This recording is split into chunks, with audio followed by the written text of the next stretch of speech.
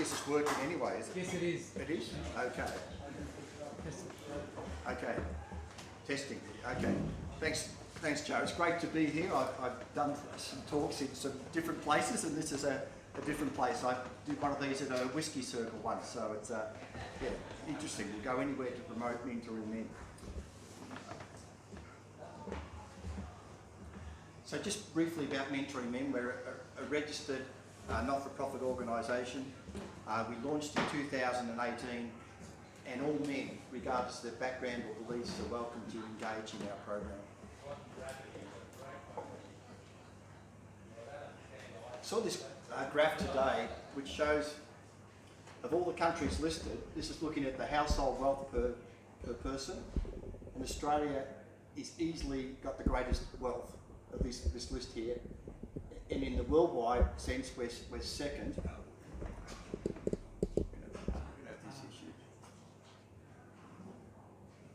Sorry, we're going to have this technical problem all the way through this.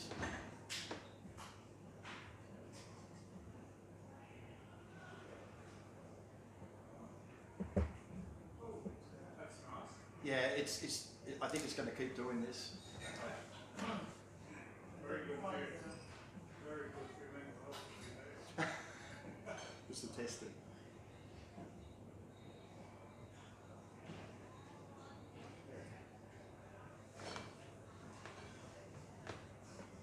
And Australia is next to Switzerland. And you would think, despite this, in view of this wealth, we'd be in a great position. But the reality is, and frequent studies have shown this, that Australian men have never been more lonely, isolated, anxious, depressed, or suicidal. And it begs the question as to why. And I've looked at some aspects over my lifetime, and the first thing I came up with was a community. When I grew up as a kid, we had a village-type concept. We knew all the neighbours, they were all safe places to go. We would frequently go over there for a cup of tea. We never had a telephone. The lady, Mrs. Ryan, 3 doors down, would take calls and come up and tell us when there was a phone call. So there's this total sense of the village there. The church played a much stronger role. The church was a means of connection for people who were isolated, but with the reduction in the church's influence in the Western world, it's been another loss. And also, I didn't know anyone divorced when I was growing up. It was incredibly rare. A lot of families had issues, but there was generally the mother and father. Whereas nowadays, that's becoming less and less likely. So there's a lot of kids, and especially impacting boys, growing up without a male role model or a father in their life. The next thing was the lifestyle. We do far less exercise than what we used to do. Most of the guys I went to school with, we played football, we played cricket, we're always outside playing in the street. And there's a definite relationship between physical exercise and good mental health. The foods, we never had takeaway food. There was no Macca's, there was no KFC. I think at the school I went to, about 1,000 people, there might have been 2 obese kids there. The rest of us just looked like post-World War II. There was just no carrying any weight. And the last one was I put here, the technology. And there's been massive increases in screen time. So I go back to pre-TV, but the TV, the shows would go off, there'd be 3 or 4 channels, black and white, and there wasn't that much to watch. Now there's massive amounts of TV time, Netflix, kids playing computer games. So less exercise, inside, getting involved in these sort of things. And also, I thought of social media, which is insidious. I've got bullying, subconscious attack on our self-esteem. People post the best themselves on Facebook, things like that. Look at me, I'm travelling around the world, well, not at the moment, but I've been travelling around. Look at the meal, look how good my life is. And look how bad this issue is. Hopefully that stays there. But, and I saw this cartoon recently, and I really related to this. So this is me, only 30, 40 years before this, but it's we'd play out in the streets, and the instruction from Mum would be when the street lights come on, come inside. And you would play all day. And this is kick, get inside, come in for your dinner. And now it's get outside, put your gaming console down and get out and start doing some exercise. Just get outside. So, I've got this dream. I want to change the world. And I know that sounds incredibly, maybe far-fetched, but I believe it's certainly happened. We're just having a chat with Ben and Peter, and we're seeing the world change. And I want to give a few examples of that, and I believe we can change the world again. So the first thing here is, it's unbelievable. More doctors smoke Camels. More scientists and educators smoke Kent. Used to be the thing that my grandfather used to say, cigarettes for voters help you clear out your lungs. Yet within my lifetime, that's totally changed. And there's been a remarkable decline in smoking in Australia. And I don't know if you saw the figures last week, we've got the lowest rate of smoking that we've ever had. It's down to 11%.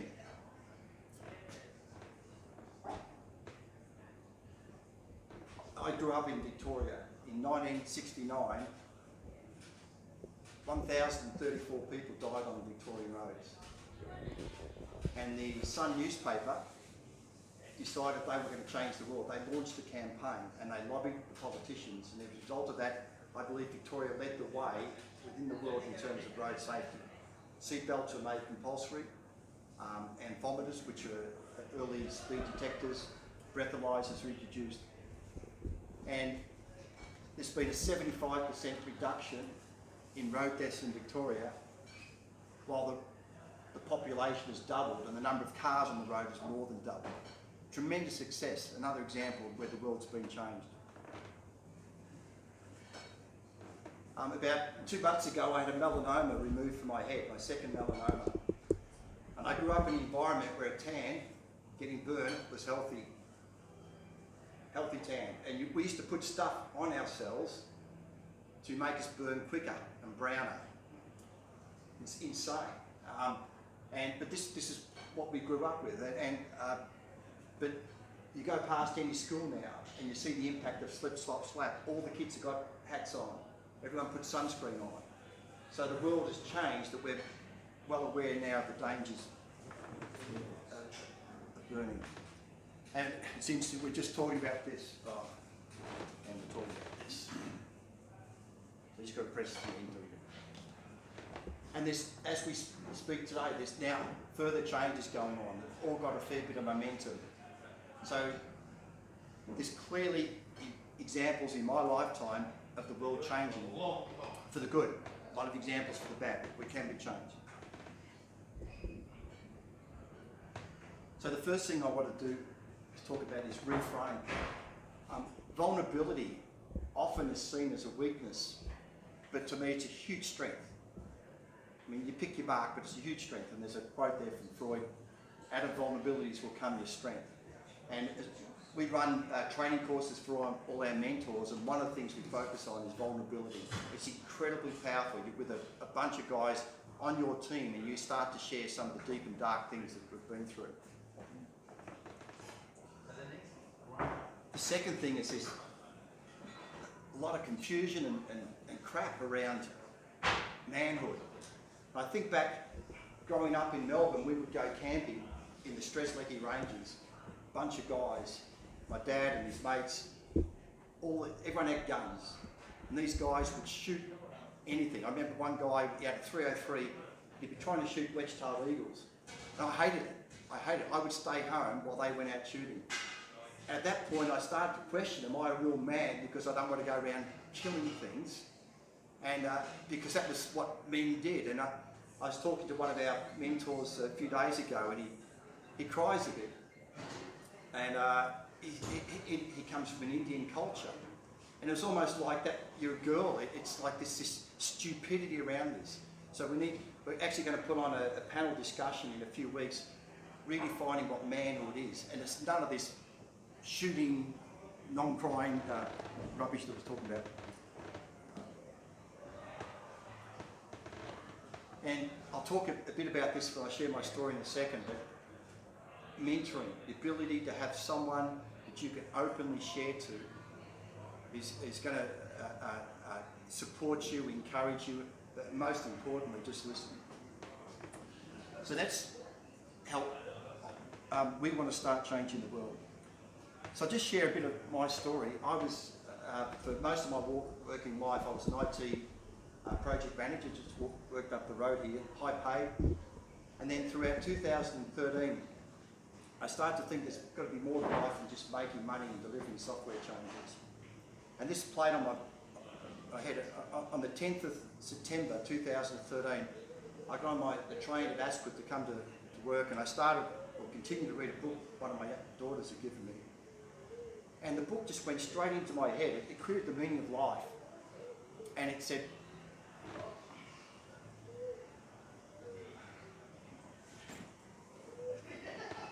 thanks, Ben. So it portrayed what I've been doing up to that point, which is to get a job, get married, have kids. I'm ticking these things off, buy a boat, tick that off.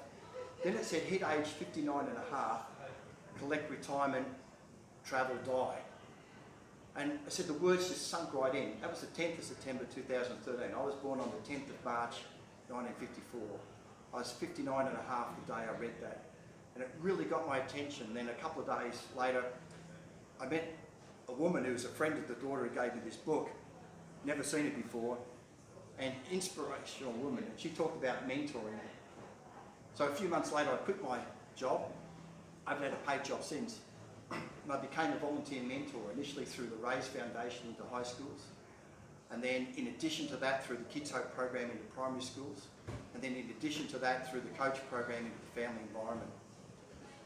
And then in 2018, I've been mentoring this young guy at one of the local Sydney high schools. In the very first session, he shared with me that his father had committed suicide.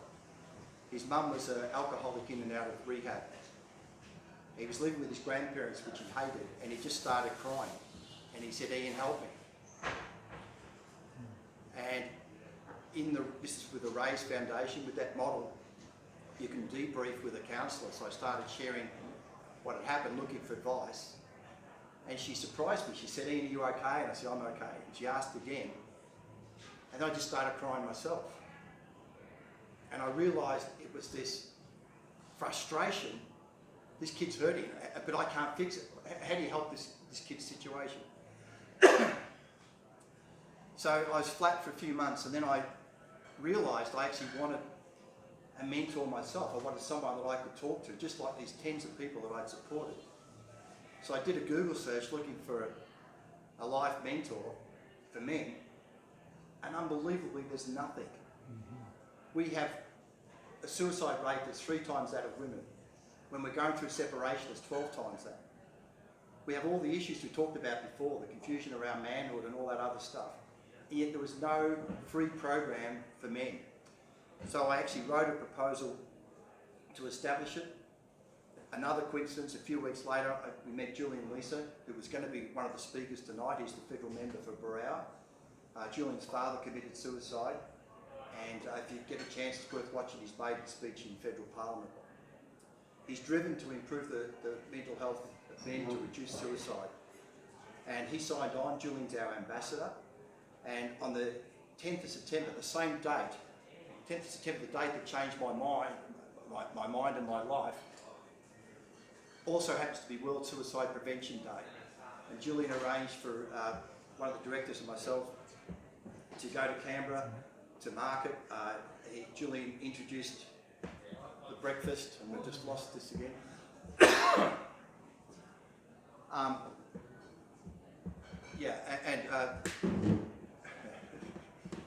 Thank you. Sorry about this.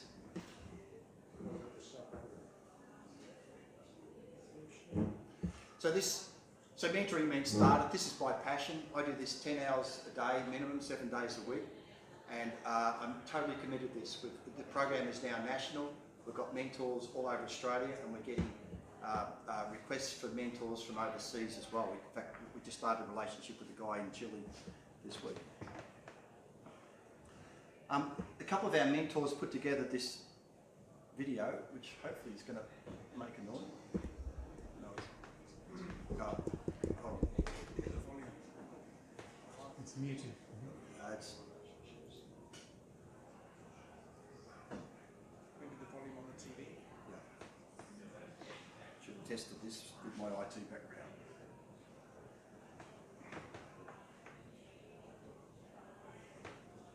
TV was on mute. I could.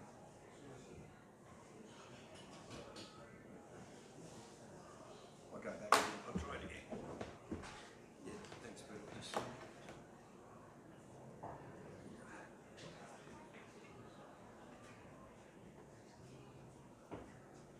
At Mentoring Men, we believe everyone is meant to lead a joyful, connected and fulfilling life. A life with meaningful and loving relationships. But then life is hard. We may suffer job loss, failed relationships, sickness or injury, addiction, loss of friends or loved ones. Isolation or loneliness can set in, or we feel a burden to others. Because men are often reluctant to open up and talk. Personal struggles can worsen. It can feel like we're on a conveyor belt with a loss of control over our life. Most mental health resources are allocated to men who are falling off the end of the belt. But at Mentoring Men, we have a different philosophy. Our free program focuses on early engagement and prevention. By having regular one-on-one conversations with a mentor, we can help. To decide if Mentoring Men is for you, please contact us.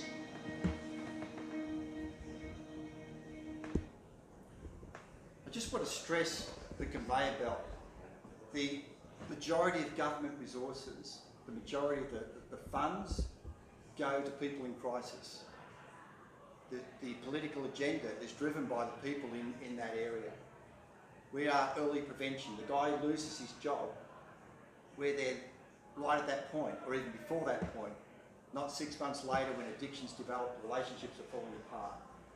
So the head of suicide prevention in Australia, Christine Morgan, said half the people who commit suicide have no involvement with any of these crisis organisations. You could increase the budget tenfold, it's not going to make a difference to half. And the half who do commit suicide did have an involvement with them. So we would rather get involved early on. If everyone had a mentoring relationship where the trust had developed, then I believe we would see a lot fewer mental health issues, we would see a lot fewer people in crisis. Any questions? My name's Tony Benson. One of the guys actually called you and left a message for you during the week. I called you twice. I'm the guy that called you. And I've got a question that it's in regards to my family history. There is suicide in my family. It doesn't always come through generationally with everyone. I can't hear the question. Can you give the microphone? Is it on? Is that on? Yes. Okay. I just go back a step two. Can you hear it? We got it. Yeah. All right. Okay. What it is? Just give a brief background on myself. There is suicide in my family. What I said to him was that not everyone that follows from that suicide, every person of the next generation suffers from suicide, from my experience. I think there's a big market for this type of thing, for this type of organisation. I can't help but wonder how he's going to finance it. And I wish him all the best of luck in financing it.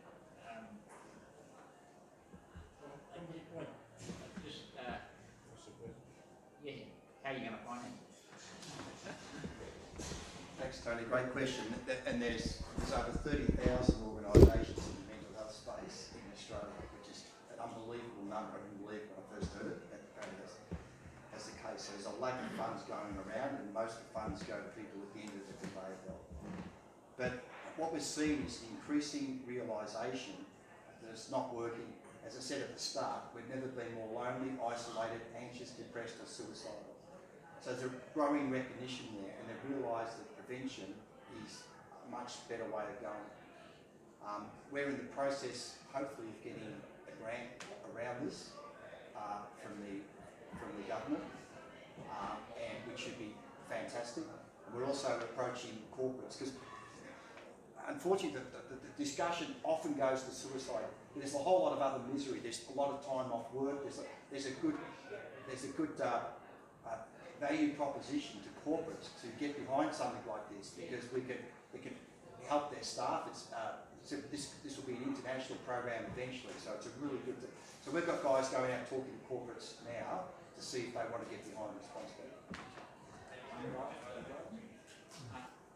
Sorry to be a bit of a being a one, but you've got how many guys or people you've got out there? 1, 2, 3. And wouldn't corporates be better? Because you get stuck with the government. You've got all the rules and regulations to conform to what they expect of you. In other words, you've got funding from corporates, wouldn't you? In a way better than get funding from the government. You won't have all that overarching,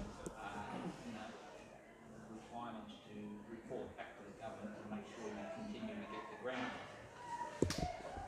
Spot on. Look, at the moment, we just want to get some funding. But yeah, the governments can change. The White Ribbon organisation stopped getting government funding about 12 months ago. So it's quite fickle. So things can change, and corporates should be much better, long-term, stable. So yeah, which is what we're looking at. And the grant that we're expecting to get from the government, there is a lot of reporting requirements around that. But it's, in this case, I think it's a fantastic proposal the government in this area want to do. I can't give too much information about that this morning, but spot on. And we want to get corporate funding. We want to,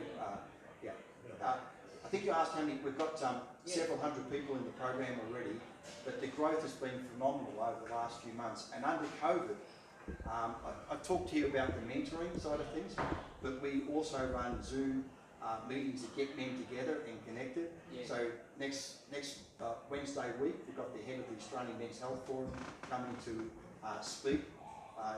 They connect all the men's mental health organisations around Australia. A couple of weeks ago, we had the guy who runs talking on the executive one in this. So Zoom has opened up a lot of opportunities to grow with that. What's the number on Zoom? You know what it's going to be? I've done a few Zooms myself. Yeah, if I'll hand out some of these, but if you go to our website and look under events, you'll see it's actually not posted yet, but you'll see it there. Or we're on Facebook, we're on LinkedIn, we're on Instagram.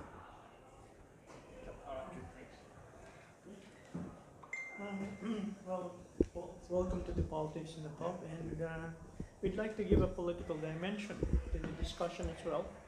And you've spoken about funding, which is very legitimate.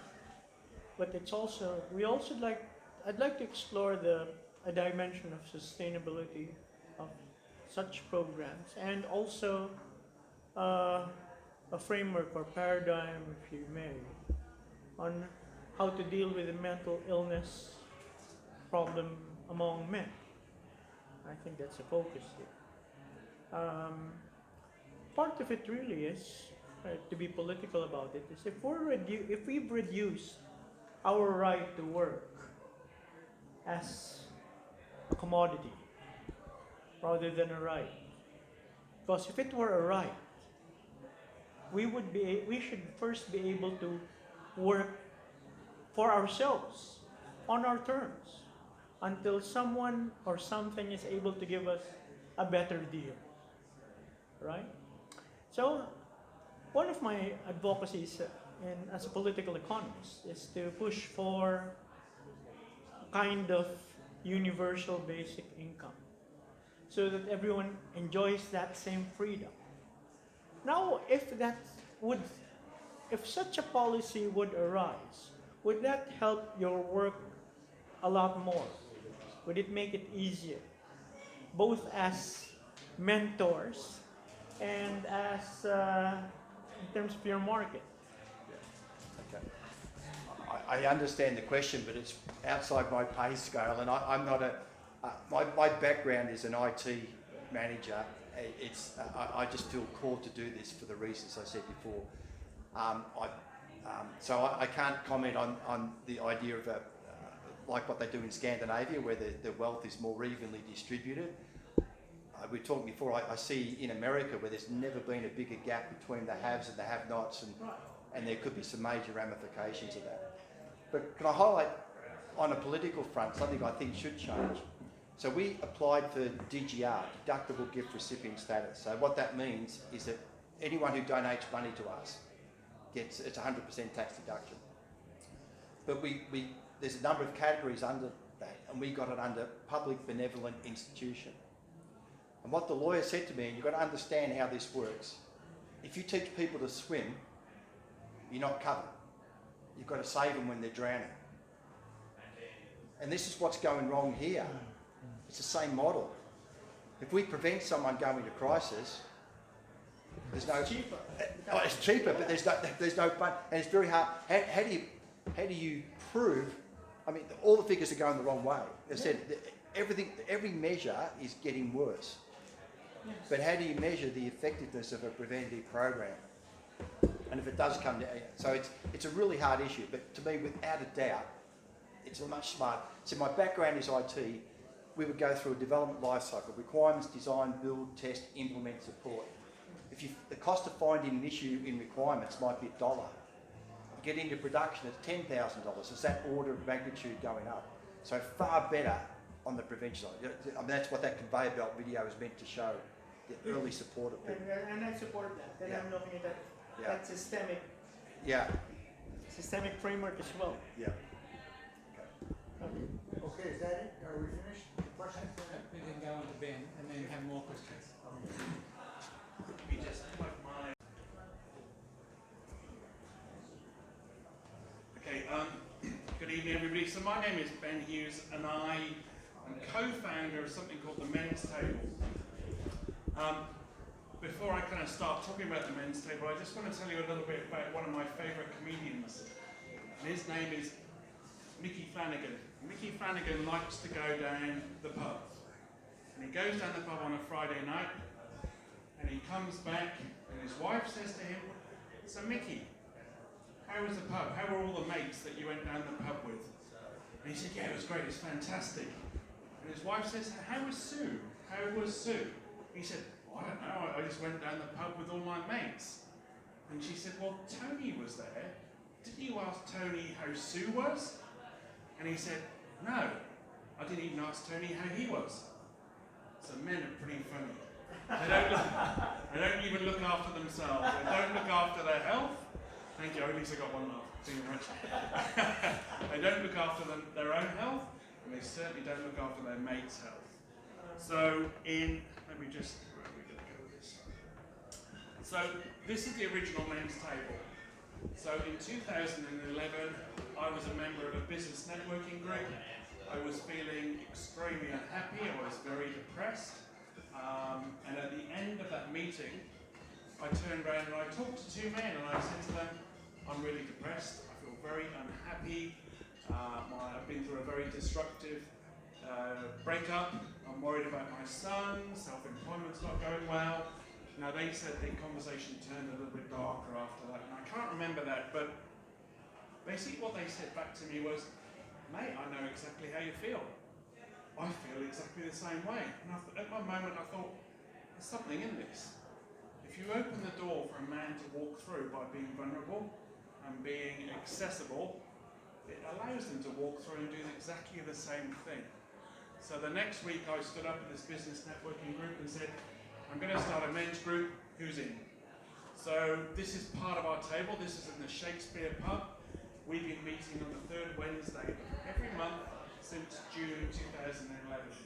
We've got 11 of the original 12 guys still meeting. So over 9 years, 11 of the 12 is still there.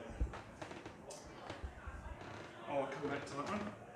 At the beginning of last year, one of these guys, this is David, my co-founder, he gave me a call and said, "What are we going to do about men's work? Men are in crisis. What are we going to do about it?" So we got together, we went back to our original table and said, "What has worked for you guys over the last 9 years that's made this tick. One of the things is we don't talk about politics, but I will jump into politics a little bit later. I'll particularly talk about gender politics a little bit later. So what are the few things? So we set a few guidelines down. So these are the ones. So when we sit at a men's table, we've now got 20 tables, we talk about I statements. How do you feel? How do you actually feel? There's no fixing. Men like to fix things, and we call this the brother-in-law story. So if somebody is telling a story, I'm telling a story about how unhappy I am, things have gone wrong, some man will chip in very quickly and say, oh, that happened to my brother-in-law. And he did this and he did that, and it worked for him. But what's happened to me is my story's been stolen. My story is no more, it's now this guy's story. So there's absolutely no fixing. Listening, it's got to be a safe space. So it has to be a really safe space where men feel comfortable, and diversity. We believe in diversity. So each table we put together, we don't want 12 men all at the same. Our age ranges range from 35, which are the new fathers, and they suddenly go, what the hell has just happened to me? Right through to 82 as our oldest member. And, you know, they can learn from all of them. We talk about feelings, not beliefs. So if I told you my view of the world, I don't think you would actually, but some of you might disagree with me. I think we probably have a very similar view of the world. But if I told you my view of the world, you might disagree with me. If I told you how I feel about the world, you can't disagree with me, because this is how I really feel. This is coming from here, not so much from here. So we're really talking about feelings. Commitment is really important. We live in a world where people don't commit. If you go to something once and you don't like it, you're not likely to go back. And people get away with that. So we do ask men to attend 9 out of the 12 tables. We ask them to grow old together. So Ian talked about community. It's all about community, which is something that's lacking. So I've got 11 guys that I now move through my life. I've been with them for 9 years. Don't really like a couple of them, but we are all together. We're all men. We're all in this rowing boat doing this thing. So we are men serving men. These are some of the quotes that have come up. One that always hits me is, I sit on the couch and I listen to my wife organising her social life while I watch telly. A lot of men can actually feel like that, because women are natural connectors. They just do it naturally, you know, whereas men are very isolated, can be very isolated beings. And Ian talked a lot there about isolation and loneliness. Men are socially lazy. They don't foster their relationships with other men. They're quite happy just to sit on the couch. So we really just encourage them to connect. I've got mates, but I only talk about footy and shit. It doesn't have to be footy, it could be jet engines, or it could be something else. But what you're not talking about are the feelings. We like this one so much that we've actually put it on our t-shirts. So all our t-shirts have this. And it's a conversation point, and this is on the front of our flyers as well. We've only had a couple of people go, oh, I don't really like that, it's not appropriate. But it's designed to be a conversation starter. So somebody will look at it and go, oh, what's this? And then it will say, men don't talk, men are lonely, men can be socially lazy. So it's one of those conversation pieces.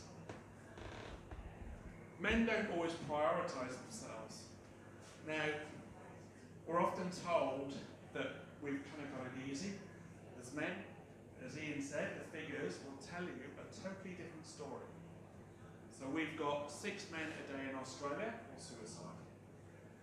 84 times a day in Australia, an ambulance is called for a man who has attempted suicide. Just say that again. 84 times a day, an ambulance is called in Australia for a man who's attempted suicide. They're horrible figures, and the cost of that is huge.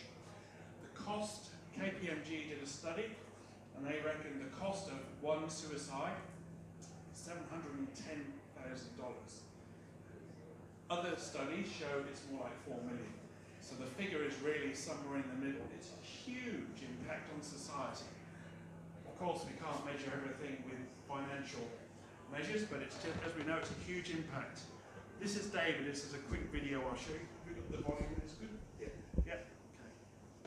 A lot of men, I think, put all of the other people in their lives first. Their partners, their families, their work colleagues. They come a very low last in their priority order. The men's table is an opportunity to put ourselves first, even just for a few hours in a month. And by doing that, rather than being selfish, it actually helps to nurture and nourish our ability to then be a father, then be a husband, then be a friend and a colleague. When we look around, most men aren't as good as women and as naturally inclined toward reaching out and making those connections with other men and sharing about how they feel.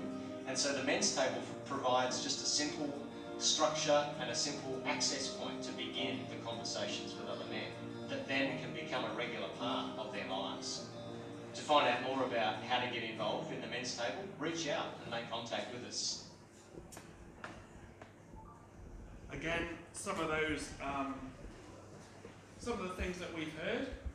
The new father is a big thing. That's kind of where it all starts, where a man will often suddenly feel, I've been relegated in the house. We used to have this relationship, now I'm a spare wheel. I don't really know what my role is, and there's a lot of confusion. The spotlight is on the mother, as it probably should be, but a little bit of the light should also fall on that father. And it doesn't really do that. Let me talk about the patriarchy and the hierarchy. Who does it serve? So I'm going to talk about a little bit of gender politics here. So we believe in the corporate world, the alpha male behaviour is kind of the norm. You rise to the top by just being an alpha male.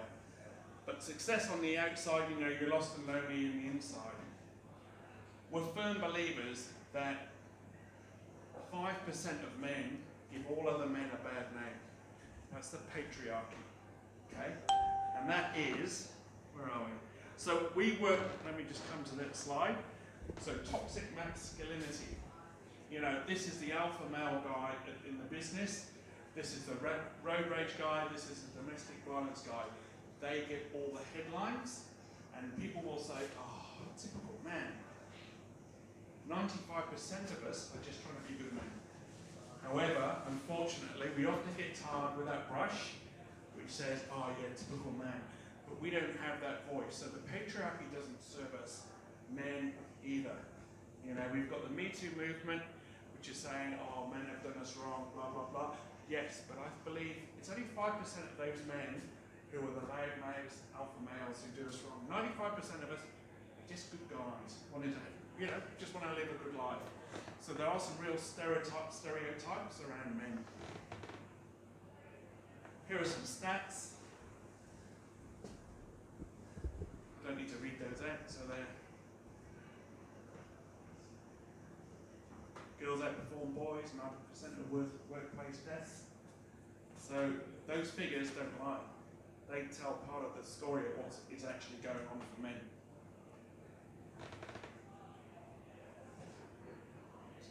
Men can be very lazy with it though. Just another quick video. One of the challenges for men who would most benefit from the men's table community is they are, well, not the most motivated. Fortunately, they often have a partner in their life who sees the need. So this is for the women and the men in a man's life who recognise that their bloke is lacking connections with other men. Has work got in the way, the kids got in the way, for having time to open up and connect with other men. Suddenly, are you now the only emotional outlet for your man? This often happens. Men can tend to look to the partner in their life for all their emotional support. Maybe you could encourage your man to come along to one of our entree nights. We are putting tables together that will support men in many different aspects of their life. Check out the website and maybe have a chat to him about it. Talked about prevention. Some of you might get this. The Cure. Apparently they're better than The Cure. So, it's a band called The Cure. Okay, anyway. So, the cost is phenomenal. The cost is absolutely phenomenal for, you know, putting things in place, calling an ambulance to the bottom of the cliff to pick somebody up, all those kind of things. It's very hard for us to say we put men in a room and we give them the warm and fuzzies because we'll get no funding for that. If you do talk about suicide, the pointy end, and I can't phrase it any other better than the sexy end. So if a government can say, well, we put this in place, 6 men a day were suiciding, and now only 4 men are suiciding, that's where the money will be. But there's a lot more that's going on for men. So it's not all about that, but the prevention is so, so important. We talked to somebody who used to run a very big healthcare, and he said forever, for the 30 years he was in the industry, people have been talking about prevention, but no action is ever taken around that. So hopefully we'll get together and do a little bit of that prevention. How are we different? We commit to the long term. I won't go through those too much. This is where we are right now. So, same as Ian, we've just seen this growth. Now is the time. There are a huge amount of organisations in the men's space in particular, underfunded, well-meaning people doing amazing work. So collaboration is how we're going to go forward around just bringing that all together. So that's where we are. That's who are at the tables. I'll just kind of skip through those. And this is what men have been saying. Men say, basically, I've shared things I've shared with nobody else before. I've shared things I've never shared with my wife. Once that, that whole thing breaks down, so it's around about the trust. It's called social penetration theory. If I drop into a deep level of conversation about how I feel, I give you the right and the access to access your own feelings. So with the mentoring, I'm sure it's exactly the same thing. You're dropping into that deeper level of conversation. We're not just talking about footy and shit. We run something called Entrees. Our next one is on Monday. It's on the 27th. It's online because that's the way we have to do it at the moment. Just go to Humanitics, look up the men's table, and you'll come across us. And we run you through what exactly happens and some more of the fundamentals about that. One thing I can say is with COVID and what's coming up is we are seeing a real uptick in interest, very sadly, particularly as a lot of men lose their identity, which has been their work for a long period of time. Funding, I'll talk about funding as well. It's pretty thin. We were reluctant, the public purse is completely dried up. The corporate purse is not great at the moment. And government, well, it's very hard to get some money out of the government. You've got to talk to the right people. So, any questions at all?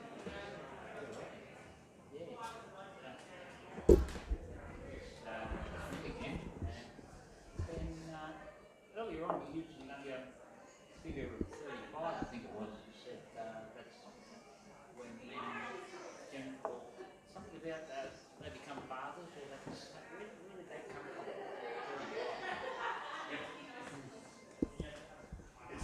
It's more figurative, so around about 35. So when they become fathers, but the men at our table are youngest at 35. So, but when men become fathers, that's the first moment really in their life when they go, what's happening here?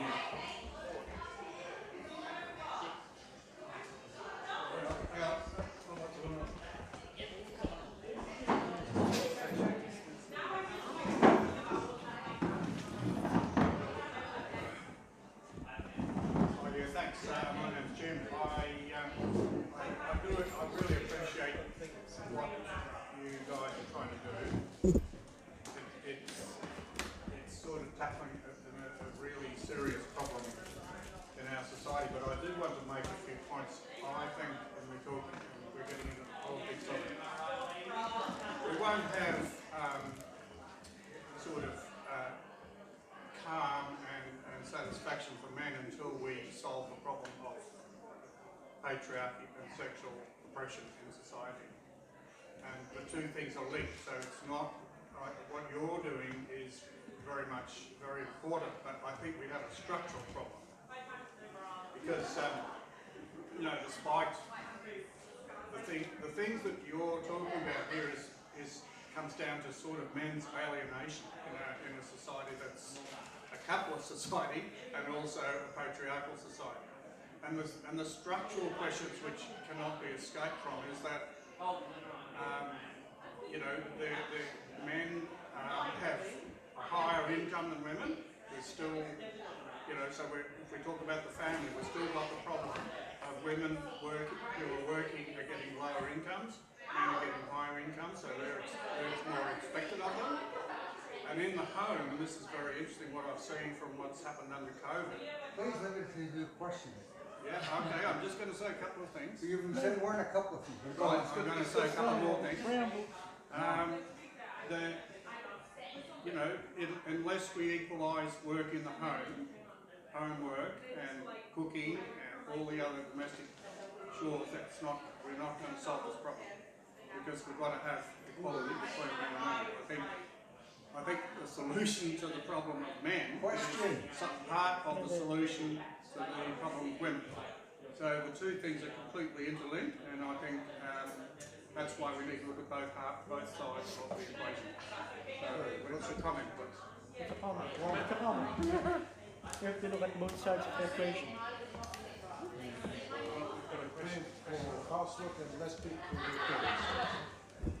Hi, thank you both for your presentations, and just a question for both of you. I do a lot of work with asylum seekers, and so just wondering if both of your organisations, whether you've tried to target particularly vulnerable groups of men, such as asylum seekers, or if you've had any experience working in groups.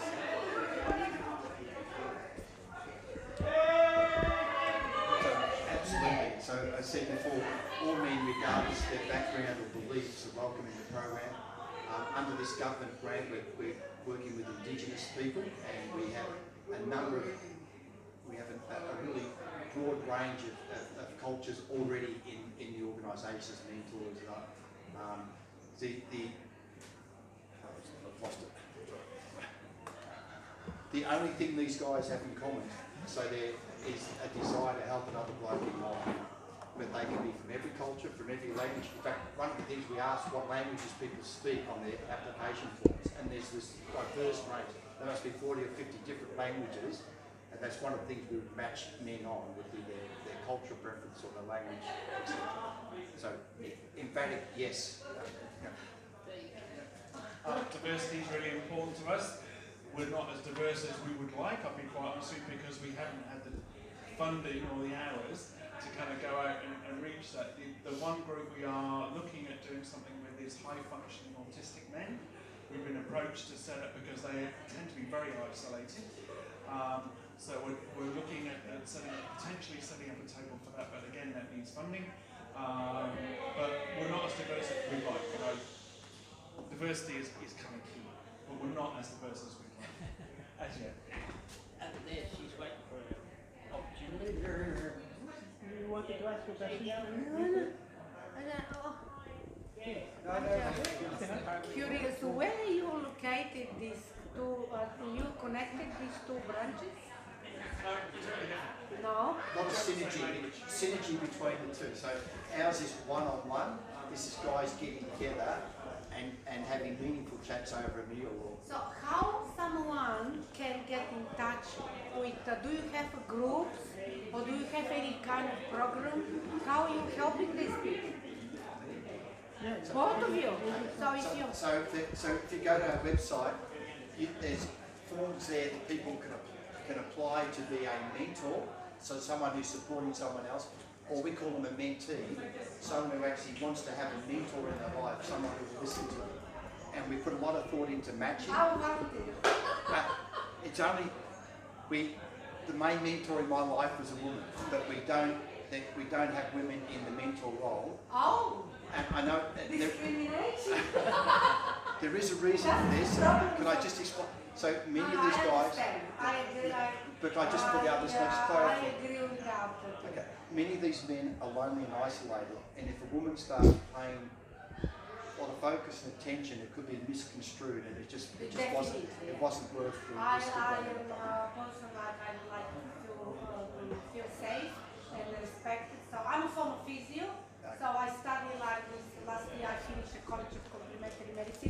I do a group healing and mentoring, so I consider myself expert in everything, and I am open to do a group if anybody is interested in that, in community center or something like this, so we can exchange the details, and if something come up, so I'm full of optimistic person, so I like to make people happy because it's very simple, just the lack of education. That is my opinion. The government does not teach us since a child. Oh, this is the problem. The education is, it's not right. But sometimes I think there's a tendency to think the government should fix all the issues. Of course, it's education I call. If it is come from the government, so I call this education, I call this enlightenment. Because since the children are born, we have to have knowledge. Okay?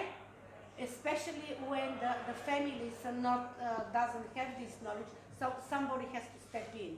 We know everybody is getting life right if they have some mentor in early childhood. Okay? We know that, it's simple. Okay, next question. Another question? Very quickly, I'll quickly talk about the women. We had a women advisory board, 10 women. The answer they came up with, it has to be man to man. It's just women telling us this. No, I only like the Yeah, my question relates quite heavily on the prison system, the incarceration rates.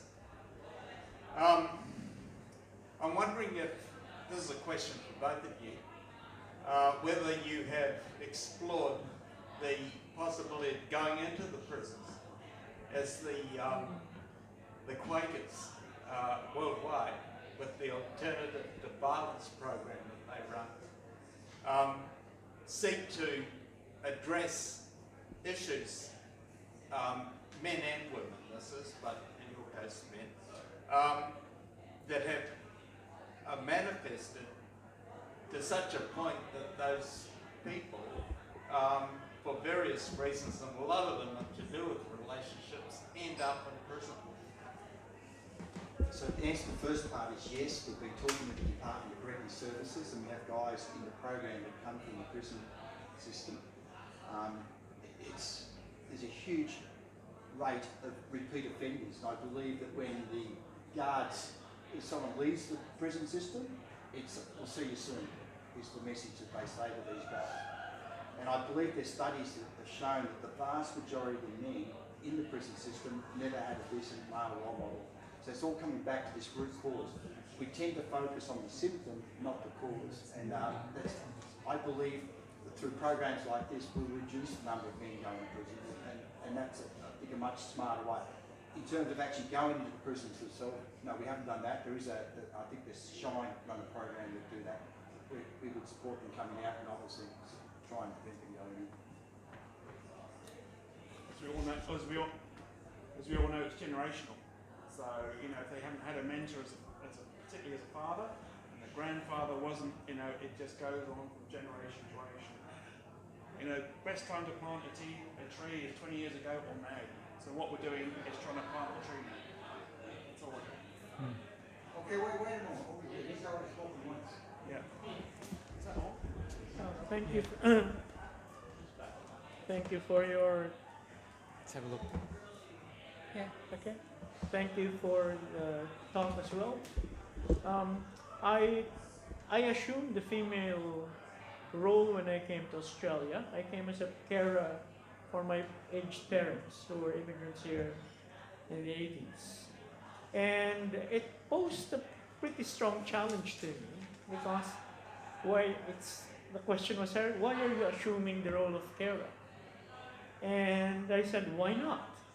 It is filial duty. And the second problem was some people ended up thinking I was gay. Not that there's anything wrong with it, but I'm not. And it's kind of creepy to assume that I'm of that gender when just because of my choice in position. And my question really tends to the political dimension again, since this is politics in the pub. Is how many of your peers feel that the responsibility of their problems is sheerly due to their individual fault or choices, rather than an awareness that many times it is because of a system, an environment, misconceived notions that just drum down on them that, you know, this is all on you, this is all your fault. Because I've heard many, and unemployment, artists in particular, saying, yes, it's my fault that I am an artist, and because of my choice, I'm not able to find productive employment. And I said, what? Who the hell told you that? Oh, apparently that's what they've been told by some people in Centrelink. And I said, well, tell them to go to hell. They have no right to tell you, to talk to you that way. And I think that's one of the biggest problems of not just men, but women. That the system tells us that it's our fault. And I'd even dare say, to the extent of to my friends in the feminist movement, I think it's unfair to be a feminist to the extent of pushing some people to be ashamed of being men. Because I've seen some men who've actually been ashamed to be men and guilty about being men. And I said, hey, you're not supposed to go that far. Who pushed you to that extent? You're supposed to be proud of who you are. And so that's my question. To what extent do you see that people take an unfair burden on their individuality rather than realize that sometimes it's because of the wrong paradigms, the wrong frameworks, the wrong social messages that are drummed into their heads? I'm not an expert on this. I'm not sure if that is working. I'm not an expert on this, but I do think that men tend to internalise more things because they don't often have an outlet to get it out and talk things through. They tend to be, you know, they say no man is an island, but quite often they are. So I think there's a lot of internalisation. I don't really want to go down the political path too much because what we do is we don't talk politics. If we talk politics at our tables, they would fracture very quickly because you get very different views. So religion and politics completely out. My personal view is that the system is completely broken and that's causing pain for a lot of people. So that's my personal view. I think, as I said, 5% of men give all men a bad name. They're kind of clumped together because of that guy who gets the headlines all the time. So that's my very personal view. I don't know if I'm answering the question, but I have an issue with the way the equality that's around. So as an IT manager, just delivering software changes, I was earning about 6 times as much money as my wife, who works in the operating theatres as a nurse. And I would argue that her value to society, and she'd recently been working in the COVID area, when it is all screwed up, and people have got these amazing artistic talents get paid up. I guess it's just the capitalist system that we work under, but yeah, it just doesn't seem right to me. I agree with you, but I've got no idea how to fix that. Supply and demand for this. Ladies and gentlemen, this has been a very earthy, down-to-earth discussion we had.